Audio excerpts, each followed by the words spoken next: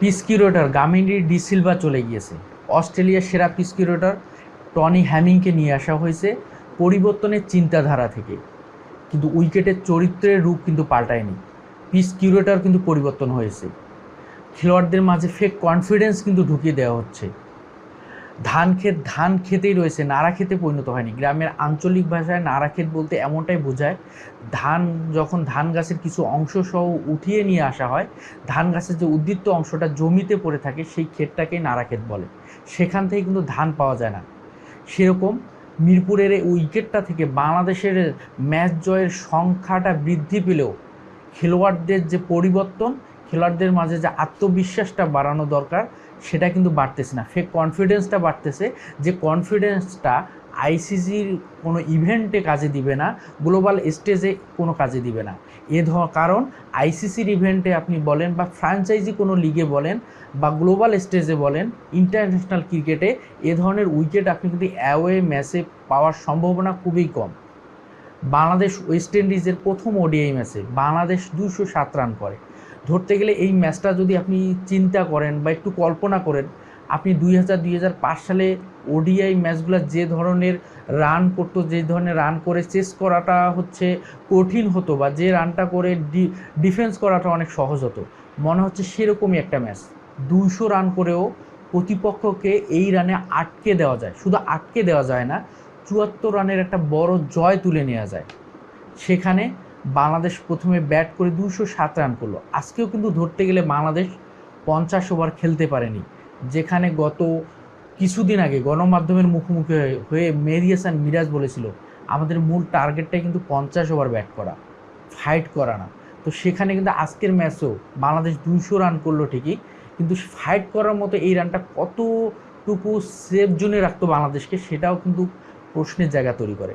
আমরা যদি দেখি প্রথম 8 রানের মধ্যে প্রথম উইকেট, দ্বিতীয় উইকেটের পতন ঘটে সৌম্য সরকার এবং হচ্ছে সাইফ হাসানের উইকেটটা। তারপরে যদি আমরা দেখি তৃতীয় উইকেট যদিতে যোগ হয় 71 রান, বলতে গেলে খুব স্লো ক্রিকেট খেলে 50 থেকে 65 স্ট্রাইক রেটে, কিন্তু এ ধরনের উইকেটে যখন উইকেটে টিকে থাকা একটা ব্যাটসম্যানের জন্য খুব বেশি চ্যালেঞ্জিং, তখন এ ধরনের উইকেটে 71 রানের জুটি গড়াটাও অনেক ভালো একটা বিষয়। সেটাকেই আমরা বড় বিষয় হিসেবেই চিন্তা করতে পারি। সেখানে শান্ত 32 এবং তৌহিদ হৃদয় হাফ সেঞ্চুরি তুলে নেন। আমরা যদি পরে ক্ষণে দেখি মিডিল ওভারের নিয়ে অনেক আলোচনা হচ্ছিল, মেহেদী হাসান মিরাজ ফেল হচ্ছিল, আজকে মাহিদুল ইসলাম অঙ্কনকে ডেবু করা হয় এবং সেখানে অঙ্কন 46 রানের একটা ইনিংস খেলেন। যে ধরনের খেলাটা, এই ধরনের ক্রিকেট উইকেটে খেলা দরকার, সেই ক্রিকেটটাই কিন্তু খেলেছেন মাহিদুল ইসলাম অঙ্কন। খুব স্ট্রাগল করেছেন, সিঙ্গেল রোটেট করে খেলার চেষ্টা করেছেন। সেরকম আমরা পাওয়ার হিটিং বা বাউন্ডারির মতো সেরকম কোনো চমক দেখতে পাইনি।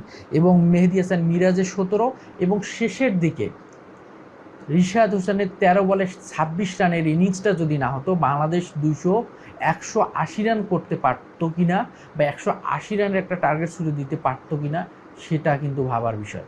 সেখানে রিশাদের 13 বলে 26 রানের ইনিংসে 207 রান, 208 রান। শুরুটা দুর্দান্ত ছিল ওয়েস্ট ইন্ডিজের। ওই যে প্রথমের দিকে বাংলাদেশ যেভাবে শুরু করেছিল, ওয়েস্ট ইন্ডিজও সেভাবে শুরু করেছিল, কিন্তু বল যত পুরনো হচ্ছিল ততই কিন্তু ব্যাটসম্যানদের ব্যাট করাটা অনেক বেশি ডিফিকাল্ট হচ্ছিল। এবং আমরা যদি এখানে দেখি প্রথম 5 ওভারে হচ্ছে বাংলাদেশের 25 রান 2 উইকেটে, পরের 5 ওভারে বাংলাদেশ রান নিতে পেরেছে মাত্র 8 রান, এবং 10ম ওভারে শেষ বলে 4 রান। বাকি 29 বলে বাংলাদেশ নিতে পেরেছে কিন্তু মাত্র 4 রান। বুঝতে পারতেছেন কত কঠিন ছিল এই উইকেটে টিকে থাকাটা। এবং আমরা যদি খেয়াল করি, এ হচ্ছে 10তম ওভার থেকে 21তম ওভার 68 বল বাংলাদেশ কোনো বাউন্ডারি বের করতে পারেনি। ঠিক তেমনই 23 থেকে 36তম ওভার পর্যন্ত 81টা বল বাংলাদেশ কোনো বাউন্ডারি বের করতে পারেনি। সেখানে ব্যাটসম্যানরা কোনোভাবে স্ট্রাইক রোটেট করে 1 ওভারে 2-3টা সিঙ্গেল বের করে উইকেটে টিকেছিল, এবং সেই রানগুলোই পুঁজি করে বাংলাদেশ 207 রান করে। এবং ওয়েস্ট ইন্ডিজ ঠিক তেমনইভাবে প্রথম 2 ওভারে মেডেন, তারপরে কিন্তু ওয়েস্ট ইন্ডিজ প্রথম 5 ওভারে 33 রান করে, পরে 5 ওভারে মাত্র 12 রান নিতে সক্ষম হয়। সেখানে প্রথম উইকেটের পতন ঘটে 51 রানে। শুরুটা ভালো ছিল, কিন্তু 79, 82 রান 4টা উইকেটের পতন ঘটে। এবং 100 রানের মধ্যে যখন 6 উইকেটের পতন ঘটে, ওয়েস্ট ইন্ডিজ সেই জায়গা থেকে কিন্তু আর ঘুরে দাঁড়াতে পারেনি এবং দুর্দান্ত বল করে হচ্ছে রিশাদ হোসেন, 6 উইকেট তুলে নেয়, 9 ওভার বল করে 36 রান দিয়ে 6 উইকেট।